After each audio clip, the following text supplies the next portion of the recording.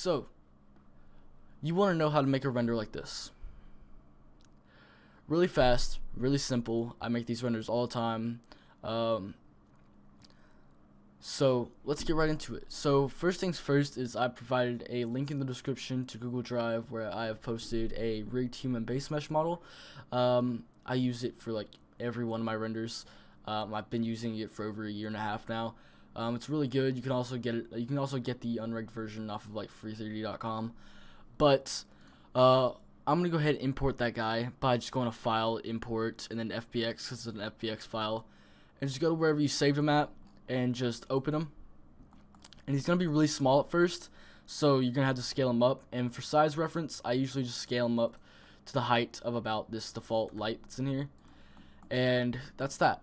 So next thing is I'm going to give him a pose. I'm going to pose this guy. So the way we do that is go up here to the top left where it says object mode, click it, and then go into pose mode. And then once you're here, if you know where the bones are at, you can go ahead and click them through the mesh. But if you need help finding them, you can go to wireframe mode by pressing Z and just going over to wireframe. And then you can select the bones here. But I know where the bones are at because I've posed this guy so many times. So I'm going to go ahead and pose him. Just give him a pretty simple pose. Something like that. And maybe rotate his head, like looking up like this. So now what I'm going to do is I'm going to set up my scene. So first thing I really like to do a lot of times is just put a plane under him, even though that does a lot of times you don't really see the plane. And then I set up my camera angle. So I usually have my camera looking up at him like this. So I just get in position where I want my camera to be. Then I hit Control, Alt, and then 0 on my numpad, and that'll bring the camera to wherever you were looking. And usually I make my resolution 1080 by 1080, just so it's square. And then I just adjust the camera from here. I'll make it closer, farther away if it needs to be. But I'll typically do this. And once I've done that, what I do is I start actually adding the stuff to the scene. So one thing I add in pretty much every one of my renders is a halo. I use that as like a symbol of sorts. A lot of my art is about like human emotion and stuff, and so I like using the halo as to represent angels and to kind of like give the idea that even though most like perfect things aren't perfect, and that's okay. So it's kind of what my art's all about. But once you have, I should probably tell you how to do that. Shift A, curve, and then circle, and then just bring them up to over the head. And then over here on the side, you'll see this little curve icon. Once you're in it, just go to this little geometry tab and then change the depth to 0.04. That's the size really that it should be. And then once you got that, go in your camera angle and then change, like move the halo around to where it looks like it makes sense. Something like that. And then I give the halo a emission shader. Now there's a lot of different emission shaders you could use, but I'm going to use a yellow one. Or actually, I'm going to use a blue one for this tutorial. And I usually make the strength of the emission 10. So once we have that, what I do is I like giving the guy a material. For this tutorial, I'm just going to give him a glossy material. So just click on the guy, click new on the materials tab, and then pretty much everything can stay the same here except for the roughness. It can go way down. And now once we have that, what we can do is we can start adding those crystals on the side of his face.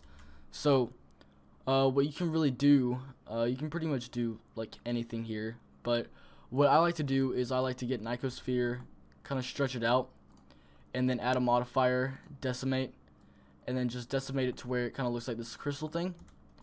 Take this and then don't apply the modifier yet because we're going to use that again. Take this, just rotate it around, duplicate it, and then we can change the decimate modifier to other things. Then just rotate these crystals around, change the decimate modifier ever so slightly every time, and we just do that. And now we can duplicate the crystals, change the decimate modifier, kind of put some over here, put some like one right here, change the decimate modifier, put one like right here, and then change the decimate modifier a little bit more. And now we have this guy. So what we're going to do for the crystals is we're going to give it a glass material.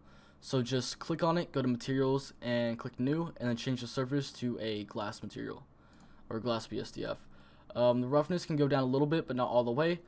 And once you do that, you can just click on all the other crystals in the scene, and then click on the main crystal, and then go over here in the materials tab, this little arrow right below the plus and minus, and click copy material selected. That'll copy the material to every crystal that you just selected. So now what I'm going to do is I'm going to delete that light and then add another point light in and change the size. Actually, I'd probably change the cycles and then GPU compute.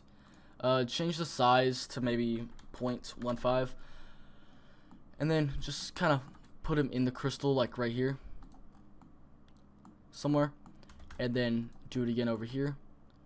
And what I'm going to do is I'm going to give it a kind of pinkish glow, kind of pinkish light. I think that'll look pretty cool. And then go over here to this little globe on the right where all your tabs are, and change the background color to black. And so once we have that, what we're going to do now is we're going to add a volume cube. So just shift A and then mesh and then cube, and then just bring up your cube to where it covers the entire scene. And go to materials and click new material. And instead of using a surface material, we're going to use a volume material. So just disconnect up here the BSDF that's on there, and then you can close that tab and then go down here to volume, and then click this and then do principled volume, and then you can do like 0.06. I usually use 0.06 or 0.04. That's what really works for me. And now if we look at this guy now, this is what we have. So this looks really cool already. So what we're gonna do is we're gonna move this halo a little bit over here, and this looks really cool already. You can also bump the emission shader up on this, if I can select it. There we go. You can also bump the emission shader up if you want to get a little bit more. But now that we have that, that's basically what we have with that. Now I'm going to take you into post-processing. Now the thing with this is I use Photoshop, but you can use the same concept in like GIMP or Krita or anything, pretty much anything that allows you to put other layers of pictures on another one. So I'm going to be right back once this renders, and I'll show you guys what I do from there. So render's done, and we have our base image right here, and technically you could just use this as your own, but these next few steps are optional. But what we're gonna do is, if you notice right here, all around here, through here and stuff, it's very noisy, and that's pretty much because of the volumetrics. And I use 750 samples to render this out, and I don't like using a lot of samples, but there is an AI denoiser in Blender in the compositing section. So if we just click back into Blender and go over here at the very top in the tabs where it says compositing, click compositing, go up here to the top left, click use nodes. We can see we have our render layer, and we can shift A, click search, and then type in denoise, and just put this here. And if you have the node wrangler add-on enabled, by going to edit, preferences, add-ons, and then just typing in node wrangler in the search, it comes with Blender. Just check that, go down here to the 3 lines, click save preferences. You can hit control and shift at the same time, and then click the node that you want to view, and then the denoiser will probably use a lot of your hardware depending on the render, but you can see now that there's pretty much no noise. If you use view and then click fit, you can see there's pretty much no noise now, which is really good. And what I like to do is I like to add the bloom effect that I covered in, I think, 2 videos ago.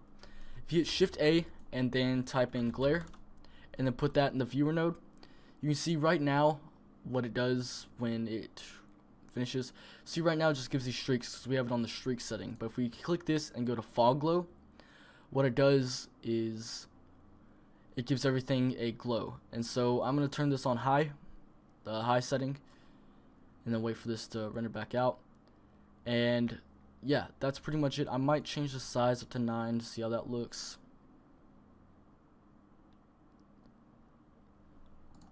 But yeah, I'd say that looks pretty good. Might turn it back down to 8 actually. Yeah, 8 seems good. And if we go back into this rendering tab right here, right next to compositing, and click this little image icon right next to render result, and click viewer node, we can see the image out of the compositor. And to save this image, all you have to do is go to image, and then save as, and then just save it somewhere. I'm gonna just save it as tutpic.png, and just save as image. And now what we do is, this is my thumbnail for my shaving video. But now all we have to do is we just have to open that image where we saved it at in Photoshop or whatever you're using. I saved it in my documents under tutpic.png. So we just open that, wait for it to load, and now we have this.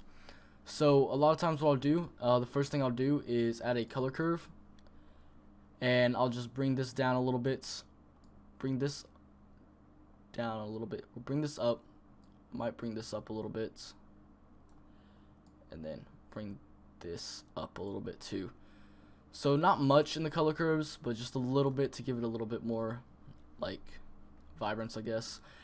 And make sure what you do in Photoshop, at least, I don't know how to do it in other programs, but you make a clipping mask. Basically just in between the layers you have, just hit Alt and you'll get this little symbol, and just click, and that basically just masks that layer to that, or masks that adjustment to the layer. And the next thing I usually do is color balance. And so we see we have all the we have red, green, and blue, and then cyan, magenta, and yellow. What I like to do is I like to turn it to more blue and then more magenta and a little bit of cyan to kind of give it a purple tint. And pretty sure that's it there. Also saturation. It depends on the renders. Sometimes I like turning the saturation down, and then sometimes I like turning the saturation up.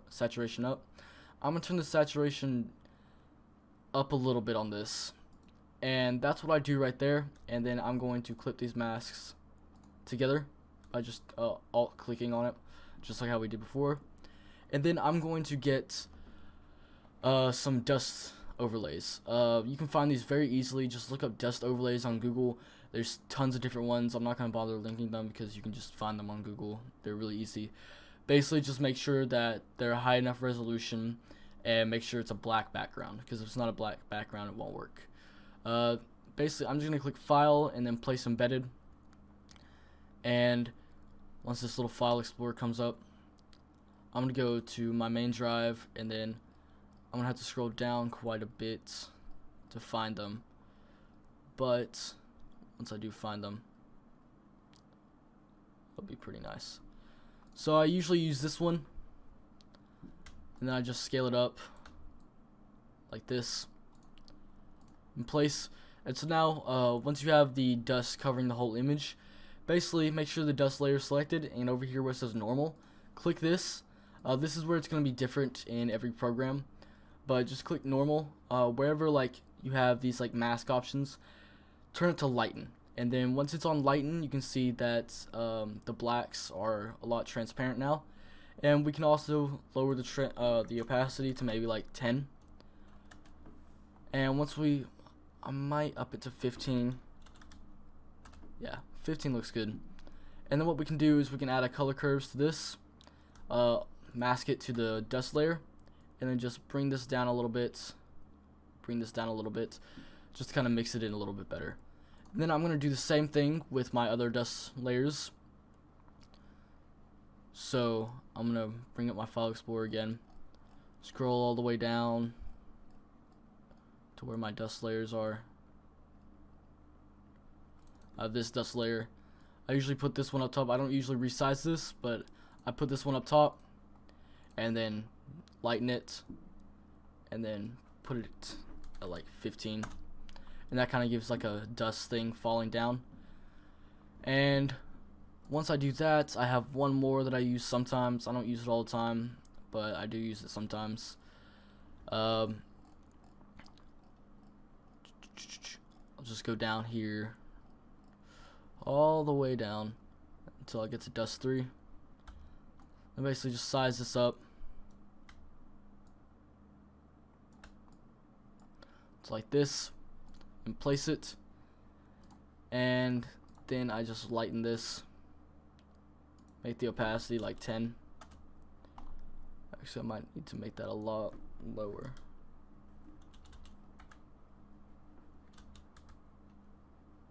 Yeah, so maybe like 1% on that.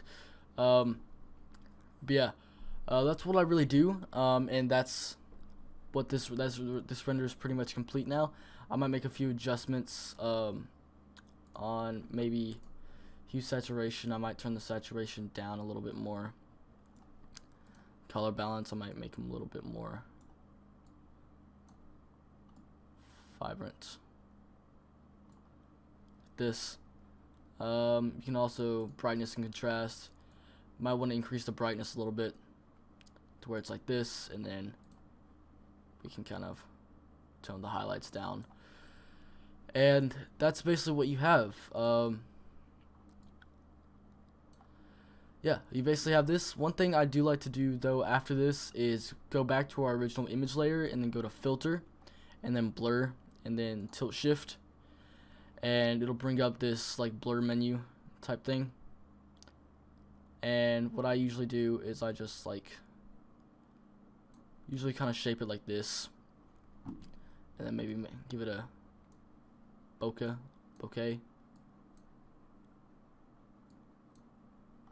It's like that. And if we click OK, you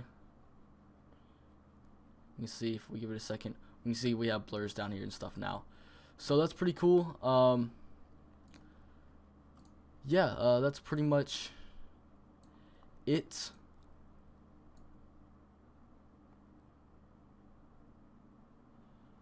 Yeah, that's pretty much it. We could also change the color balance a little bit if we wanted to.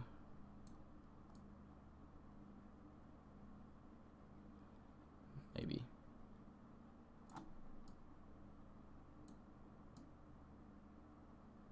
Something like that.